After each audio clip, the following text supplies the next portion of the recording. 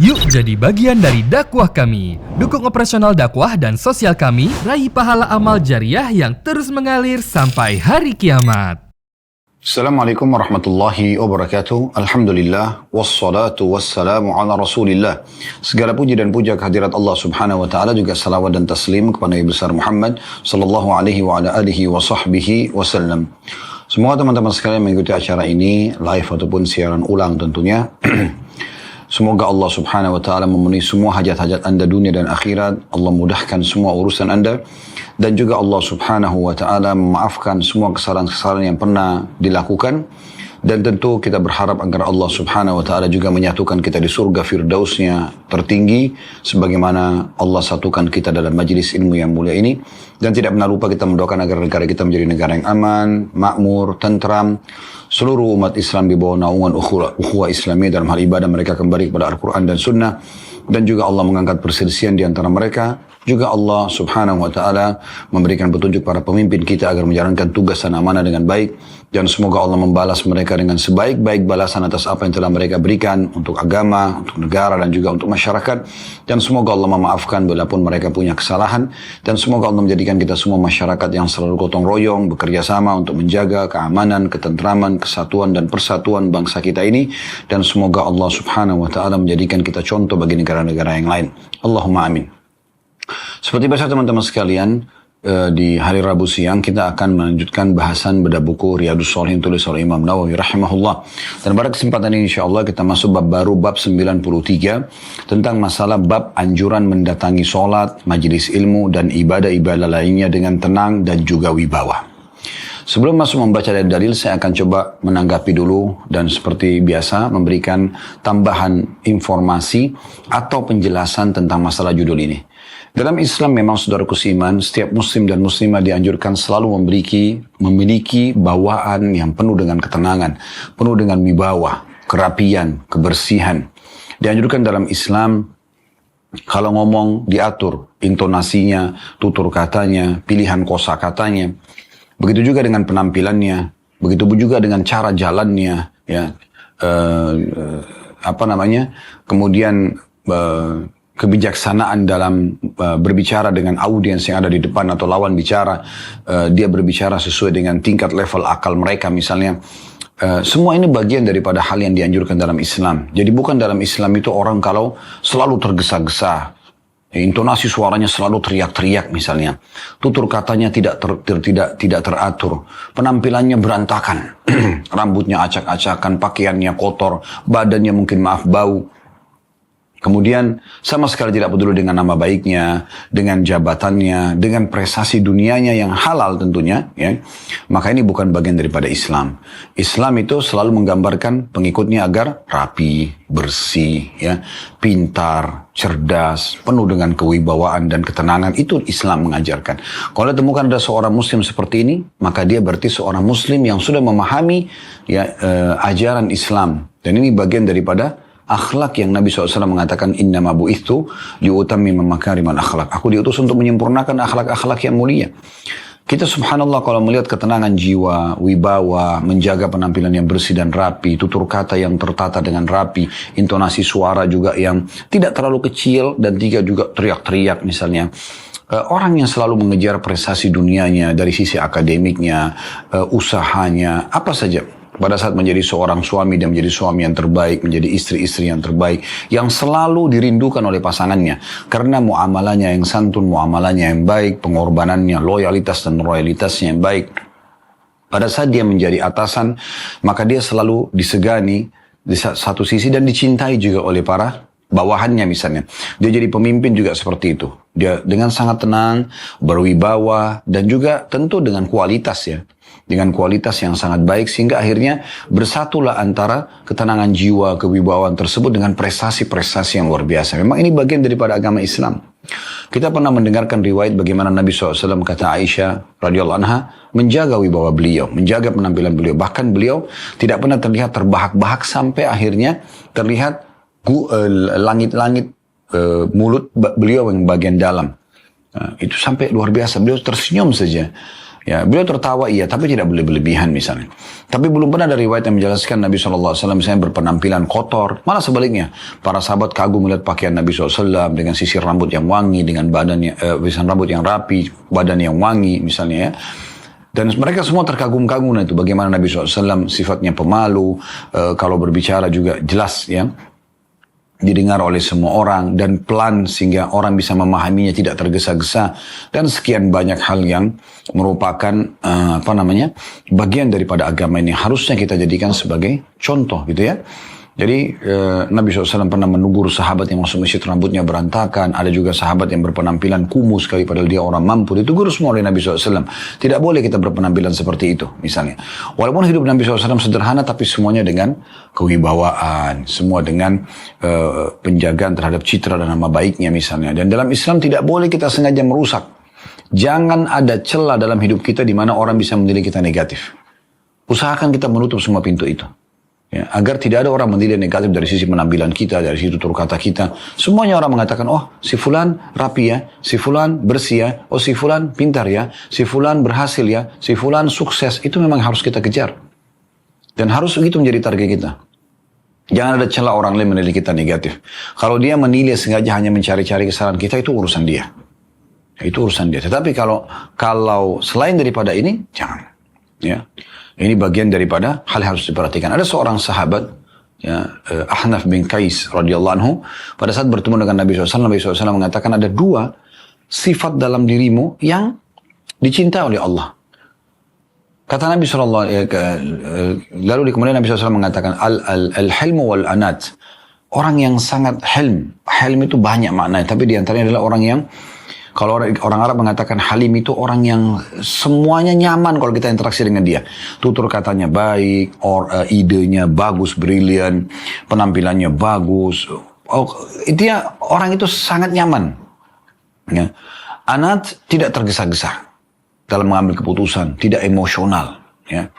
Lalu kata sahabat tersebut, ya Rasulullah, apakah itu ya Allah berikan kepadaku atau memang ada padaku? Ya. Kata Nabi SAW, Allah yang memberikannya. Ya. Jadi memang ini bagian daripada agama. Ini yang kurang lebih pembukaan dari materi kita. Ini yang akan menjadi inti bahasan kita. Nah, ketenangan jiwa ini, bagusnya penampilan, ya, bagaimana orang menjaga nama baiknya, citranya, ya, itu akan membawa juga kepada kualitas nanti perbuatan-perbuatan yang dilakukan. Karena orang yang menjaga nama baiknya, menjaga penampilannya, pasti karena dia menjaga juga jangan orang menilai dia negatif. Itu akan nanti membawa dia pada kualitas yang sangat bagus dari apa yang sedang dia kerjakan. Di antaranya dalam masalah ibadah. Makanya bab kita di sini adalah bab anjuran mendatangi sholat, majelis ilmu, dan ibadah-ibadah lainnya. Berzikir, baca Quran, berdoa, haji dan umrah dengan tenang dan juga wibawa. Yang bersih, dengan rapi. Ini yang sedang dititik beratkan. Gitu kan? Jadi kalau Anda datang sholat, dilarang Anda tergesa-gesa, lari-lari, sehingga Anda ngos-ngosan misalnya. Ya. Dilarang juga dalam Islam, bahkan tidak diterima sholat seseorang yang tergesa-gesa. Allah Akbar, Allah Akbar, Allah Akbar, buru-buru. Sampai ulama menitik beratkan, bagian daripada kewajiban sholat adalah tuma'nina, ketenangan dalam mengerjakan ibadah tersebut. Ya.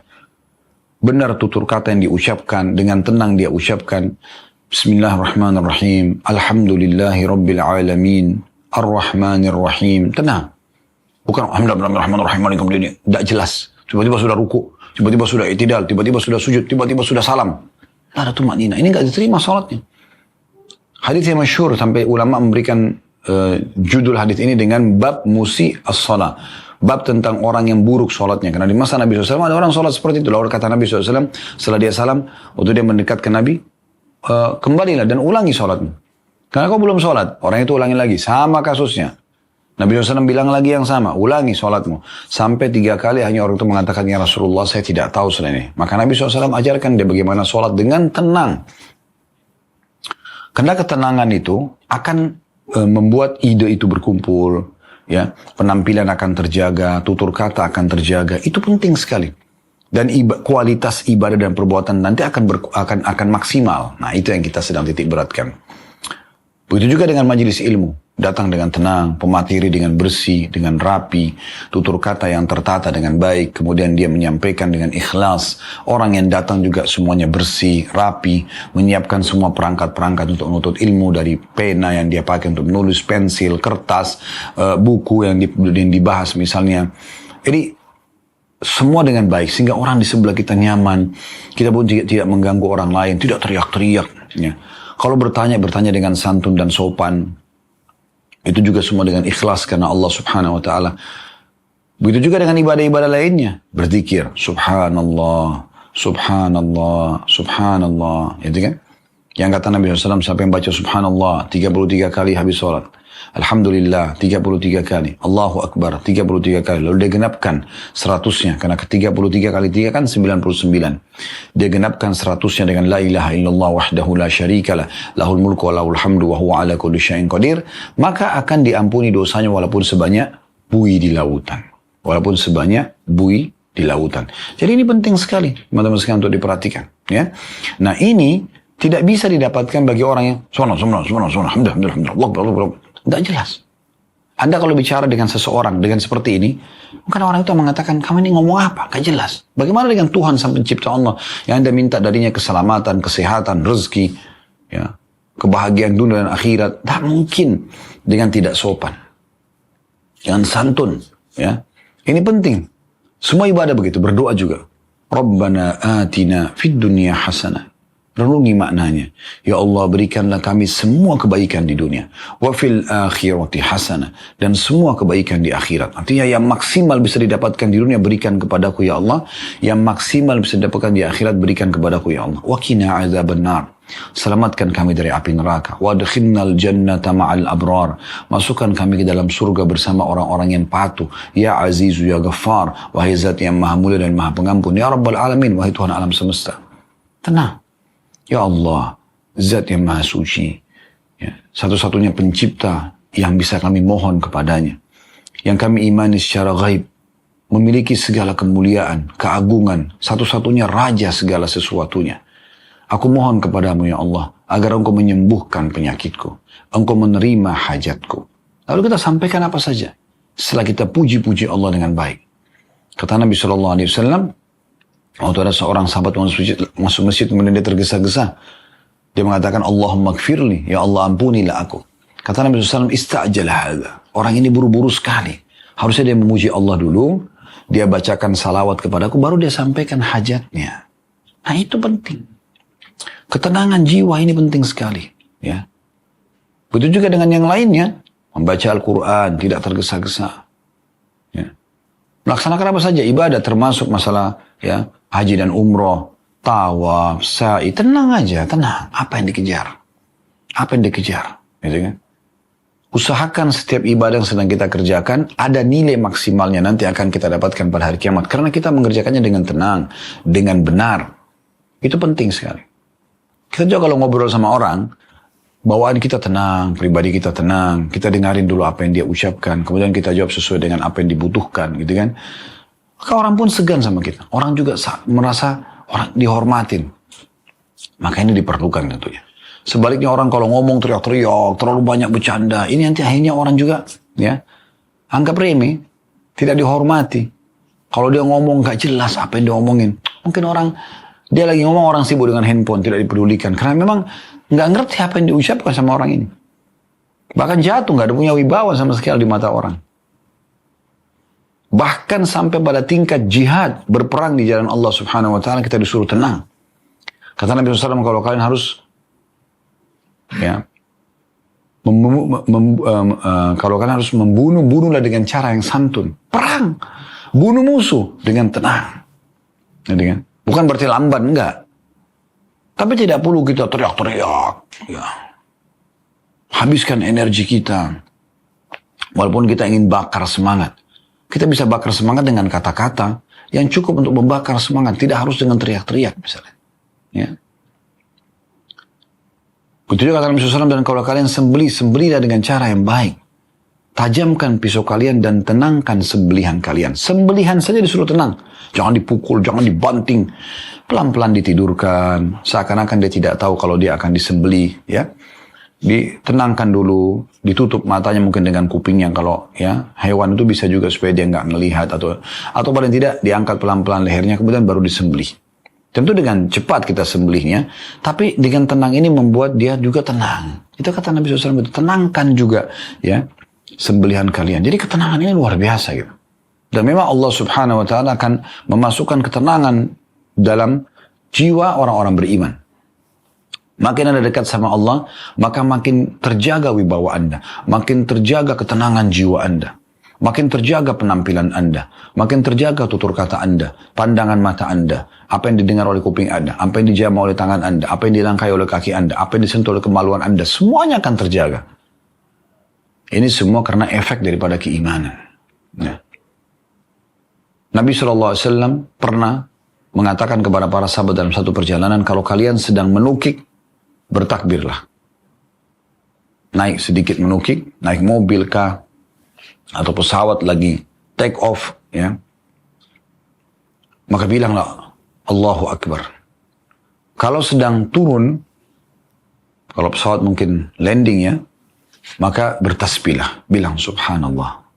Rupanya ada satu sahabat waktu dengar penyampaian Nabi SAW ini karena semangatnya, dia pun mengatakan waktu untanya atau kudanya lagi naik ke atas sebuah bukit, Allahu Akbar dengan suara keras.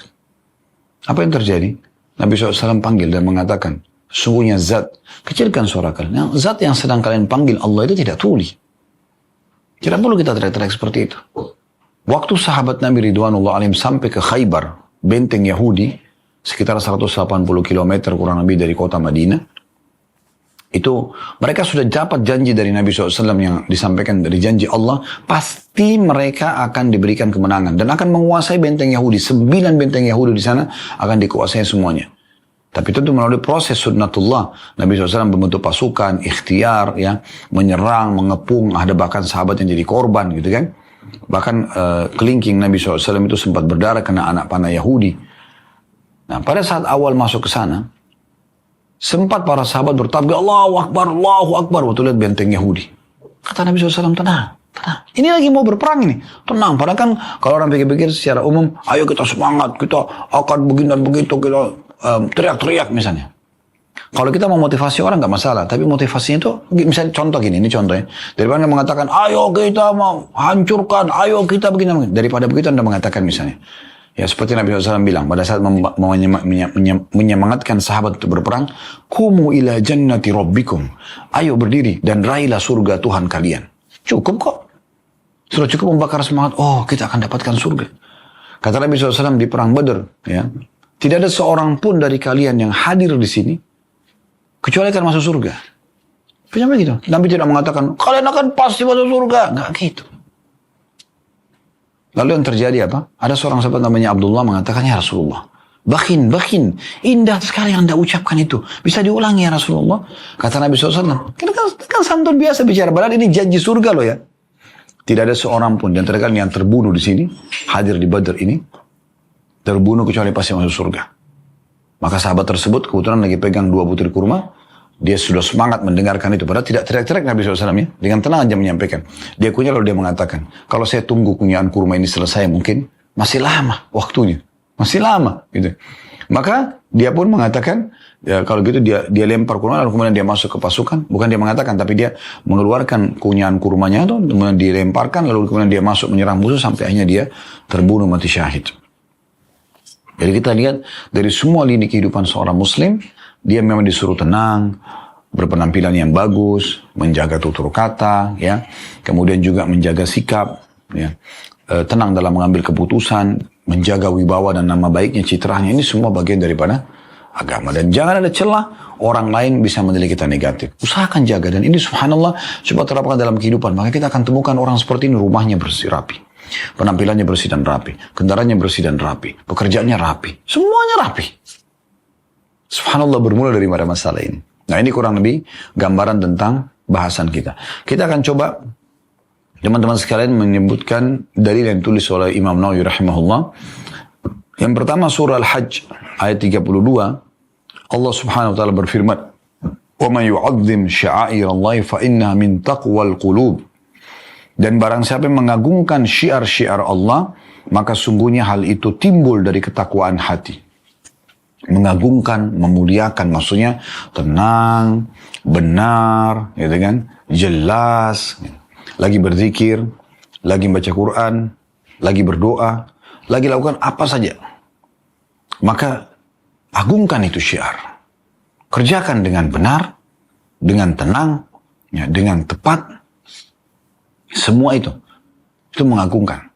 Kalau kita sedang ada di sebuah tempat, kita menjaga nama baik kita, wibawa kita, kita menjaga juga nama baik di tempat tersebut.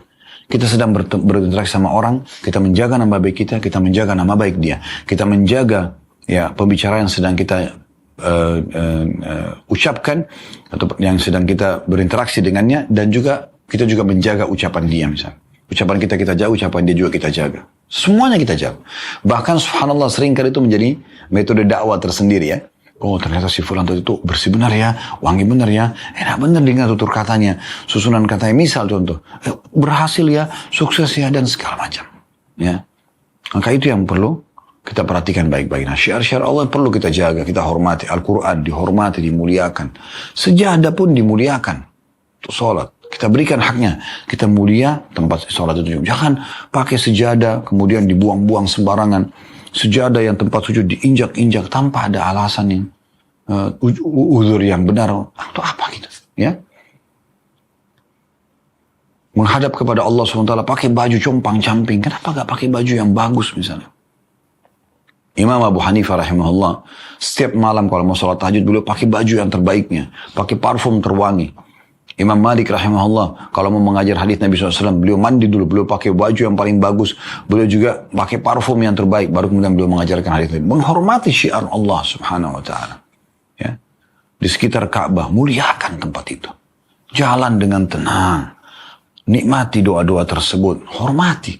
Anda lagi di Arafah, di Mina, di Muzdalifah, muliakan tempat-tempat tersebut. Jangan bercanda-bercanda, habisin waktu yang tidak ada gunanya. Bukan tidak boleh bercanda sama teman, tapi jangan berlebihan. Dan harus tepat pada tempatnya. Nabi SAW juga bercanda, tapi pada tempatnya. Ya.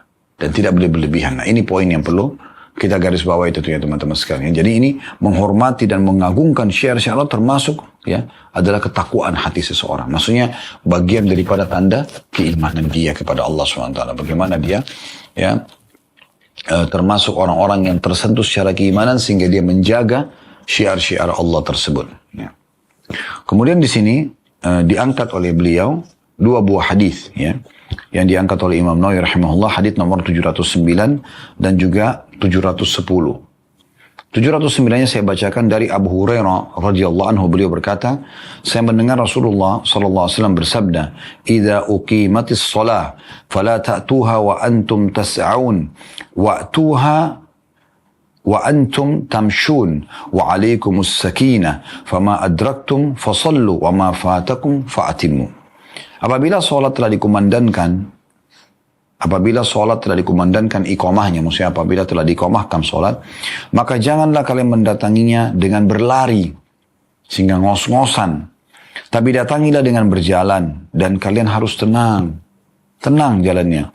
Sholatlah bersama imam apa yang kalian dapatkan, dan sempurnakan apa yang tertinggal dari kalian. Hadits ini riwayat Bukhari dan Muslim. Coba bayangkan itu.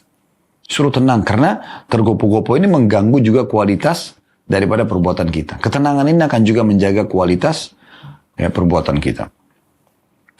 Dalam riwayat Imam Muslim ada tambahan, fa inna ahadakum idza kana ya'midu ila sholati fa huwa fi shalah. Karena sungguhnya bila salah seorang di antara kalian sedang berangkat menuju sholat, maka dia dianggap berada dalam sholat. Baru mau jalan ke masjid nih, itu sudah dianggap kita sedang dalam kondisi sholat. Bagaimana kita harus tenang dalam sholat? Rapi, bersih, ya. Begitu juga pada saat kita sedang menuju ke sholat. Sudah dianggap dalam kondisi kita sholat. Itu luar biasa. Berarti pahala sholat itu sudah berjalan tuh. Dari sebelum takbiratul ihram.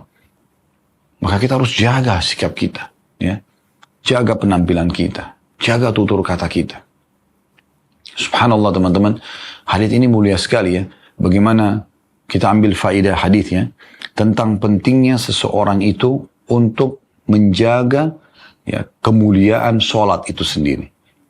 Sehingga dia ya, menjaga kualitas yang telah diperintahkan atau khusyuk dalam bahasa agamanya ya.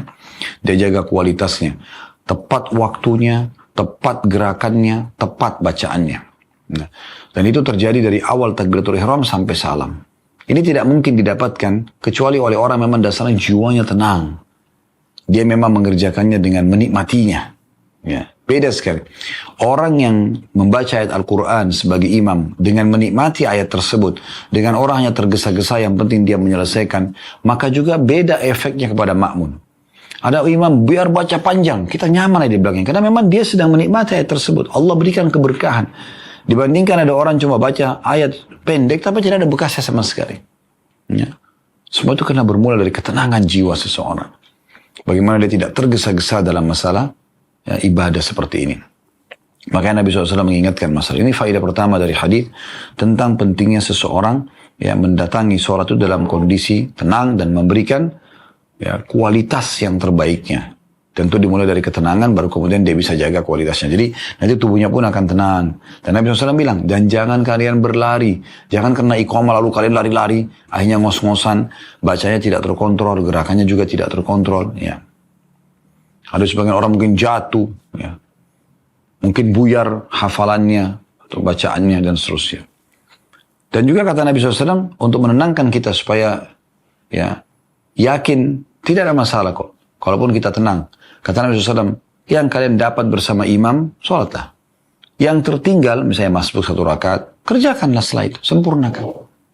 Tentu ini bukan berarti kita boleh ya menunda-nunda sholat, tidak apa-apa lah masbuk, yang penting saya tenang, bukan itu maksudnya. Yang dimaksud adalah, di saat kita betul-betul, kan anjuran itu untuk menjaga sholat di awal waktu ya. Bahkan ada keutamaan untuk tidak ketinggalan takbiratul ihram pertama imam. Itu imam Allah Akbar, kita sudah Allah Akbar di belakang. Kata Nabi SAW, siapa yang tidak ketinggalan takbiratul ihram imam selama 40 hari, subuh, duhur, asar, maghrib, isya, selama 40 hari terus begitu, maka dia akan selamat dari api neraka dan juga sifat kemunafikan. Semoga Allah SWT memudahkan kita mengamalkan ini ya. Walaupun sekali seumur hidup usahakan amalkan gitu ya.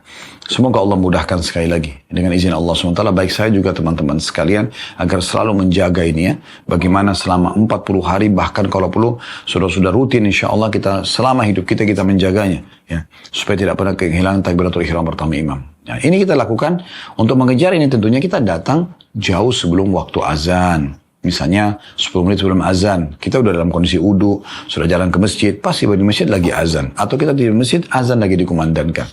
Kan kita dengan tenang jadinya kan, jalannya tenang, tidak tergesa-gesa. Tapi kalau azan dengar, sudahlah nanti aja, masih lama iqamah, bisikan syaitan diikutin terus, hanya baru wudu.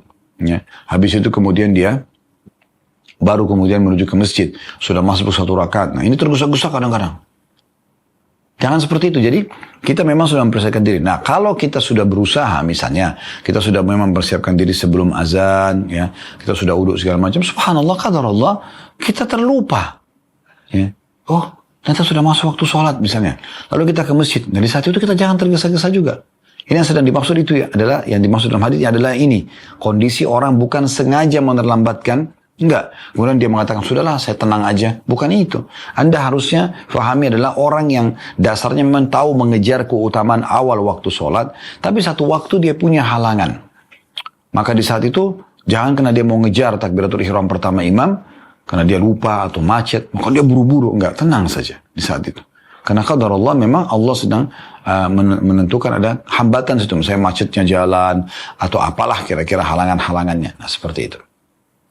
Nah ini pelajaran yang diambil dari hadis ya, tentang pentingnya seseorang muslim itu menjaga kualitas sholatnya, tepat waktu, tepat gerakan, dan tepat juga bacaan ya. Kemudian pelajaran yang kedua adalah pentingnya seseorang selalu menjaga ketenangan jiwanya ya, sehingga berpengaruh pada ketenangan atau kesempurnaan kualitas pekerjaan atau perbuatan yang dia kerjakan gitu kan. Ingat, bukan lelet tetapi ya tenang, itu beda ya. Beda sekali. Tenang dan tepat gitu. Abdullah bin Mubarak rahimahullah, seorang ulama tabi'in itu dikenal sangat tenang, berwibawa sekali. Dan satu waktu di medan jihad beliau ditemukan melawan duel dengan satu pasukan Romawi pada saat itu dan berhasil mengalahkannya. Sementara umat Islam tidak ada yang berani menghadapi orang tersebut karena kekarnya badannya, karena mahirnya dalam keterampilan perang. Dan dia menutup wajahnya dengan cadar, dengan surbannya, jadi tidak nampak gitu. Maka beliau pun habis itu, setelah membunuh musuh itu, beliau pergi ke belakang pasukan, lalu ada satu orang yang ikutin dan ditarik ya surban dia sehingga kelihatan. Dan mereka tidak sangka, oh Allah yang barak, seorang ulama kita. Selama ini kita lihat orangnya tenang sekali, ternyata dia seorang yang perkasa. Nah itu, coba. Orang seperti ini sudah penuh imannya, iman dalam hatinya, dia nggak akan riya, dia nggak akan segan, tidak perlu untuk pamer. Mungkin dia punya keterampilan bela diri, mungkin dia punya keterampilan perang, mungkin dia punya apalah ya kelebihan mungkin dari sisi lain fisik ya, keindahan fisik di dalam mungkin dan segala. Tapi dia tidak pernah pamer-pamer masalah itu. Tujuannya bukan untuk itu. Tapi di saat dibutuhkan dia akan gunakan. Nah itu luar biasa itu ya. Sebuah kualitas yang semoga Allah SWT berikan kepada kita gitu. Pelajaran yang ketiga dari hadits adalah seorang muslim bisa ya menambah atau menyempurnakan, bukan menambah, menyempurnakan sisa sholat yang tertinggal. Dan tolak ukurnya kalau Anda mendapatkan ruku di rakaat tersebut, maka Anda dapat rakaat tersebut. Kata Nabi SAW, man adraka ar-ruku faqad adraka raka'ah. Siapa yang mendapatkan ruku, maka dia telah mendapatkan satu rakaat. Tapi kalau imam sudah sami Allahu liman hamidah, rakaat pertama misalnya, Anda baru datang, tenang aja, Anda juga ikut Allahu Akbar, Anda ikut sami Allahu liman hamidah. Ya, i'tidal. Tapi Anda tidak dapat satu rakaat, cuman Anda dapat pahala i'tidalnya. Sujud bersama imam, dapat pahala sujudnya. Duduk di antara dua sujud, Anda dapat pahala duduk di antara dua sujud. Sujud yang kedua, Anda dapat pahalanya. Gerakan pindah dari rakaat satu ke rakaat kedua, Anda dapat pahalanya. Kalaupun Anda tidak dihitung satu rakaat, setelah salam nanti Anda akan tambah satu rakaat. Tapi Anda jangan sia-siakan ini, karena sebagian muslim saya temukan di masjid pada saat datang misalnya, dia masbuk nih. Imamnya sudah sami Allah liman hamidah, dia nggak ikut, dia tunggu aja sampai rakaat kedua. Bahkan ada orang subhanallah imamnya sudah rakaat terakhir, udah dia lebih baik ketinggalan jemaah itu, nanti dia sholat sendiri atau dia sholat dengan jemaah kedua daripada mengejar rakaat terakhir daripada imam. Padahal sebenarnya yang lebih afdal adalah jemaah pertama, karena sholat di awal waktu lebih afdal. Jadi jemaah pertama lebih afdal daripada jemaah kedua. Dan ini perlu difahami tentu dengan ilmu yang benar. Baik teman-teman, sekarang kita lanjutkan hadis kedua dalam bab kita, dan ini hadis terakhir di bab 93 berbunyi dari hadis nomor 710 dari awal belajar ya, dari Ibnu Abbas radhiyallahu anhuma annahu dafa'a ma'an nabi sallallahu alaihi wasallam yawma arafata fasami'a an-nabiy sallallahu alaihi wasallam wara'ahu zajran shadidan wa darban wa sautan lil ibil fa'ashara bi sautihi ilayhim wa qala ya ayuhan nas alaykum bis sakinah fa innal birra laysa bil idha'. Hadis ini riwayat Bukhari dan Muslim. Terjemahannya, kata Abdullah bin Abbas radhiyallahu anhuma bahwa Nabi SAW, bahwasanya beliau, Abdullah bin Abbas, bergerak bersama Nabi SAW pada hari Arafah. Lagi haji. Lalu Nabi SAW mendengar di belakang beliau bentakan keras, pukulan, dan suara unta. Ya, jadi ramai sekali. Maka beliau memberi isyarat dengan cambuk beliau kepada mereka dan bersabda, wahai manusia, kalian harus bersikap tenang, karena kebaikan itu bukan dengan cara tergesa-gesa. Ini luar biasa ya, nasihat Nabi SAW itu. Dan bahasa ini teman-teman sekalian, bahasa yang Nabi SAW gunakan ini bahasa yang luar biasa ya. Oleh sekalian manusia, kalian harus tenang. Maksudnya dalam setiap aktivitas kalian. Tenang, jangan tergesa-gesa. Karena kebaikan itu tidak akan diraih dengan tergesa-gesa. Nah ini poin yang luar biasa yang harus kita garis bawahi tentunya ya. Tentang masalah nasihat Nabi SAW ini. Baik, kita langsung saja masuk kepada faedah hadis yang bisa diambil dari hadis ini. Yaitu Abdullah bin Abbas radhiyallahu anhu menceritakan tentang kejadian bagaimana Nabi SAW pada saat sedang haji dan bertolak dari Arafah. Arafah itu tanggal 9 Zulhijjah ya. Dan itu puncak ibadah haji tentunya. Semoga Allah SWT mudahkan kita melaksanakannya dengan ikhlas. Dan bisa mengerjakannya setiap tahun. Allahumma amin. Ya. Karena keutamanya sangat besar. Nah kata Nabi SAW, Al-Hajju Arafah. Haji itu adalah hadir di Arafah. Nah orang mulai dari menjelang duhur atau duhur di sana. Sholat duhur asar jamak qasar takdim. Dijamak, digabung duhur dan asar. Di qasar, dipangkas 4 rakaat jadi 2 rakaat. Dan juga takdim dimajukan. Di waktu duhur. Kemudian duduk sampai terbenam matahari, baru kemudian orang-orang bertolak ke Muzdalifah. Nah umumnya, karena semua jemaah haji jutaan orang berkumpul di Arafah, maka mereka pun bertolak secara bersamaan, gitu kan. Kalaupun ada yang terlambat, maka terlambat sebagian, tapi tetap berentetan gitu ya, satu sama yang lain. Nah itu sangat ramai memang. Nah di zaman kita sekarang mungkin orang banyak klakson mobil, ribut gitu kan. Mungkin ada orang bertakbir dengan suara keras dan segala macam. Nah ini sebenarnya sudah diingatkan oleh Nabi SAW pada saat itu. Pelajaran pertama dari hadis adalah kecerdasan Abdullah bin Abbas radhiyallahu anhu dalam menceritakan kejadian ini. Karena kejadian ini sebenarnya yang menyebabkan tentang keluarnya hadis Nabi SAW. Kan misalnya Abdullah bin Abbas mengatakan Rasulullah SAW bersabda, hai sekalian manusia, kalian harus tenang. Karena kebaikan tidak akan didapatkan dengan tergesa-gesa. Kan bisa saya disampaikan langsung kan. Tetapi Abdullah bin Abbas radhiyallahu anhu tidak melakukan itu. Beliau dengan sangat baik dan bijak untuk menceritakan kejadian. Sebab disebutkannya hadis. Dan ini penting buat kita fahami. Mungkin bagi orang hadir pada saat itu tidak terlalu penting bagi dia. Dia tahu kejadiannya. Oh, Nabi lagi dari Arafah, memang lagi rame. Orang pada cambuk untanya sampai teriak mekik ya. Dan seterusnya ini terjadi. Tapi orang masa itu tahu. Kalau kita kan tidak tahu. Kan indah sekali kita sekarang mengetahui. Abdullah bin Abbas menceritakan, aku pernah bersama Nabi SAW beranjak di musim haji dari Arafah ya, menuju ke Muzdalifah. Lalu saya gambarkan memang pada saat itu lagi rame-ramenya orang. Karena semua jemaah haji bertolak. Jutaan orang itu menuju ke Muzdalifah. Untuk mereka mabit atau nginap di Muzdalifah itu. Ya teman-teman, intinya teman-teman sekalian pada saat itu Nabi SAW mendengar ada suara yang disebutkan bentakan keras. Kemudian pukulan. Dan juga ya suara unta. Mungkin karena kemungkinan untanya dipukul atau diteriakin misalnya. Kalau zaman kita sekarang mungkin klakson gitu kan.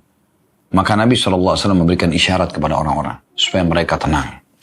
Nah ini kecerdasan Abdullah bin Abbas dalam menyampaikan ini. Jadi sebab Nabi sampaikan pesannya terakhir dalam hadits ini adalah karena ada orang yang pukul untanya, ada orang yang bersuara keras, ada bentakan.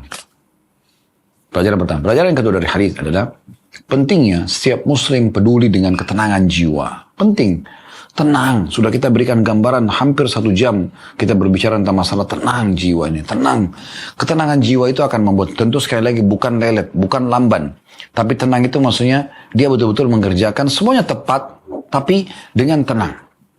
Makan dengan tenang, minum dengan tenang, gitu kan. Dia juga mengganti pakaian, melepaskan pakaian, mandi, apa saja, ya. Hal-hal yang biasa dilakukan keseharian, ngobrol dengan pasangannya, ngobrol dengan anak-anaknya, ngobrol dengan teman-temannya. Pekerjaan dia dalam keseharian dia lakukan dengan sangat tenang dan tepat, gitu kan? Artinya di sini tenang adalah dia untuk menjaga ketenangan jiwanya. Tidak selamanya orang tenang itu berarti dia akan kalah ya, atau dia akan terlambat. Tidak, malah sebaliknya. Umumnya orang kalau tenang itu biasa sampai pada garis finish lebih cepat daripada orang yang tergesa-gesa. Tergesa-gesa ada saja hambatannya. Tergesa-gesa ada saja hambatannya. Maka Nabi SAW bilang kan, dan tidak akan diraih kebaikan dengan tergesa-gesa. Nah ini poin penting sekali untuk kita garis bawahi daripada hadis kita, gitu kan? Jadi orang mengerjakan ibadah itu dengan tenang, ya, dengan tenang. Kemudian pelajaran yang selanjutnya yang bisa diambil adalah larangan orang-orang untuk bersikap kasar. Sebaliknya berarti ya, sama dirinya sendiri, sama orang di sekitarnya, sama hewan-hewan, tunggangannya. Kalau kita sekarang kendaraannya, ya, dia tidak boleh bersifat keras dan kasar. Ada orang subhanallah pada dirinya sendiri. Misalnya, dia karena tergesa-gesa, dia lagi pasang kancing baju. Tapi karena dia lagi emosi, dia lagi lagi penuh dengan emosi, kemudian dia juga mau buru-buru, maka dia setiap mau masukkan kancing, telat. Terus dia marah dengan dirinya sendiri. Misal contoh. Agar mau pakai sepatu, karena dia tergesa-gesa, dia nggak lihat ke sepatunya dengan tenang untuk masuk, tidak masuk, maka dia marah. Mungkin kadang-kadang dia marah dengan pintu yang tertiup dengan angin, padahal tidak ada hubungannya sama sekali. Karena sudah terbiasa dengan itu. Jadi kasar, keras sama dirinya. Begitu juga akan menjadi bawaan pada orang di sekitarnya. Sama istrinya selalu dalam kondisi ketakutan karena dia cuma tahu marah-marah. Suaminya merasa tidak nyaman karena istrinya selalu bertutur kata yang kasar. Ya. Padahal subhanallah, seberat apapun permasalahan, kalau kita dengan tenang memecahkannya, maka akan sangat nyaman. Nasihat itu akan lebih berbekas dengan ketenangan jiwa kita sampaikan daripada kita sampaikan dengan marah-marah. Ini poin penting untuk digarisbawahi. Ya. Begitu juga dengan kendaraan. Berapa orang mungkin dia mau starter mobilnya, motornya, tapi macet, tidak bisa, mogok, marah-marah, ditendang kendaraannya. Apa hubungannya? Kakinya sakit, kendaraan juga tidak rasa sakit. Dia sakit, kendaraan tidak rasa sakit. Apa manfaatnya? Dan seterusnya. Ada orang ngobrol sama orang lain, tidak berhasil sebuah proyek, tidak berhasil apa yang dia harapkan, handphone dilempar. Apa salahnya handphone tersebut? Ini semua pribadi-pribadi yang kasar, ya. Dan tidak ada ketenangan sama sekali dalam kehidupannya. Maka orang seperti ini kita akan temukan tidak akan mendapatkan kebaikan sebagaimana sabda Nabi SAW, wahai manusia bersikap tenanglah, karena kebaikan target, ya, tujuan tidak akan dicapai dengan tergesa-gesa. Ini pelajaran luar biasa, ya. Nah, oleh karena itu kalau kita lihat ibadah-ibadah kepada Allah Subhanahu Wa Taala, kita akan temukan semua penuh dengan ketenangan. Tadi saya sudah kasih contoh misalnya, ya, sholat, ya kan gitu. Disuruh tumakninah, wajib. Tadi haji, disuruh tenang. Ya, jangan kayak orang yang tergesa-gesa, apa yang mau dikejar? Maksudnya tentu tawaf, sa'i, tenang aja, santai aja. Nikmatin. Saya biasa bilang sama jemaah kami di Travel Uhud, Allah amanahkan kepada kami, tenang Bapak Ibu sekalian, nikmati setiap langkahnya, nikmati setiap doa yang diucapkan, zikir yang diucapkan. Tapi jangan juga lalai, gitu kan? Tenang, kita supaya bisa memilih kosakata yang tepat.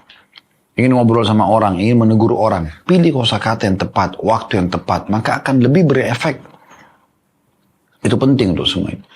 Dan memang Allah SWT berikan kalau orang masuk dalam sholat tenang, kita akan rasakan masuk dalam masjid itu tenang. Semua orang lagi sibuk dengan bacaannya, dengan gerakannya, gitu kan. Begitu juga dengan ibadah yang lain misalnya. Orang baca Quran, orang lagi berzikir. Kalau dia khusyuk karena Allah, kita merasa pun dekatnya itu tenang. Majelis ilmu misalnya. Seperti ini misalnya, orang merasa tenang. Saya merasa tenang. Anda juga merasakan ketenangan tentunya. Kalau Anda ikutin acara ini karena Anda memang niat untuk menuntut ilmu, Anda akan merasakan ketenangan jiwa kan. Ketenangan ini memang Allah datangkan itu bagi orang-orang yang beribadah kepadanya. Dan bagi orang-orang yang memang beriman kepadanya. Majelis ilmu itu memang disebutkan misalnya tentang ketenangannya, memang Allah Subhanahu Wa Taala memberikan itu, ya. Seperti misalnya hadis yang masyhur, hadis riwayat Imam Muslim, ya. Dari hadis Abu Hurairah radhiyallahu anhu bahwasanya Nabi SAW bersabda, "Wa ma ijtama'a qaumun fi baitin min buyutillah yatluna kitaballahi wa yatadarasunahu bainahum illa nazalat 'alaihimus sakinatu wa ghashiyatuhumur rahmah wa haffathumul malaikatu wa dzakarahumullahu fi man 'indah." Artinya, tidaklah satu kaum berkumpul di salah satu rumah Allah, membaca kitabullah, baik itu membaca Al-Quran atau dipelajari isi Al-Quran dengan pengajian misalnya, ya. Jadi kita bacakan di pelajaran kita ini, surah Al-Hajj ayat 32 tadi, tentang mengagungkan syiar-syiar Allah. Kemudian, saling mengajarkan satu sama yang lain, ada pengajar, ada yang juga diajar, melainkan akan turun kepada mereka ketenangan, sakinah, akan dinaungi dengan rahmat, ya, kasih sayang Allah, akan dikelilingi oleh para malaikat, dan Allah akan menyebut mereka, akan menyebut mereka di hadapan makhluk yang lebih mulia daripada mereka. Maksudnya di hadapan para malaikat. Ya. Orang kalau baca Al-Quran dengan tenang, perhatikan riwayat bagaimana efek membaca Al-Quran dengan tenang. Dalam hadis riwayat Bukhari Muslim disebutkan dari hadis Al-Bara' ibn Azib radhiyallahu anhu. Beliau berkata, "Bainama rajulun min ashabin Nabi sallallahu alaihi wasallam yaqra' wa farasuhu lahu marbutun fid dar." Ada seorang yang sedang membaca Al-Quran, tepatnya pada saat itu membaca surah Al-Kahfi, ya. Di sisinya terdapat seekor kuda yang diikat di rumahnya atau di depan rumahnya. Faja'ala yanfir, ya. Maka lantas kuda itu tiba-tiba berlari. Fa kharaja ar-rajul fa nadhara falam yara syai'an. Maka laki-laki itu selepas sholat, dia keluar, kemudian dia tidak melihat ada apa-apa. Jadi dia bingung, kenapa kok kudanya tiba-tiba lari gitu, ya. Wa ja'ala yanfir. Dan kuda tadi ternyata memang pergi. Nggak kelihatan lagi gitu. Falamma asbah, dzakara dzalika lin-nabi sallallahu alaihi wasallam. Maka pada saat itu, ya, dia pun pergi menyampaikan kepada Nabi sallallahu alaihi wasallam. Qala tilkas sakinatu tanazzalat, ya, bil Quran. Itulah ketenangan yang datang karena Al-Quran.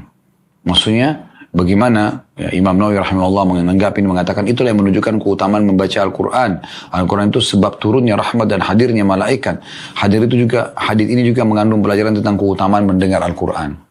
Jadi maksudnya kuda tadi itu lari karena dia melihat malaikat banyak turun karena mendengarkan bacaan Al-Quran yang dibaca oleh sahabat ini. Dalam riwayat yang disebutkan Usaid bin Khudair radhiyallahu anhu, sahabat Nabi dari asli orang Madinah yang kalau baca Quran malaikat mendengarkan bacaan-bacaan Al-Qur'annya. Dalam satu riwayat yang sahih disebutkan beliau pernah membaca Al-Qur'an, kemudian kudanya juga berontak pada saat itu, kemudian dia berhenti. Kalau dia berhenti baca Al-Qur'an, berhenti juga, tenang kudanya kembali. Setelah itu dia bilang, dia menatap ke langit tiba-tiba dan dia melihat ada beberapa cahaya putih yang menembus langit.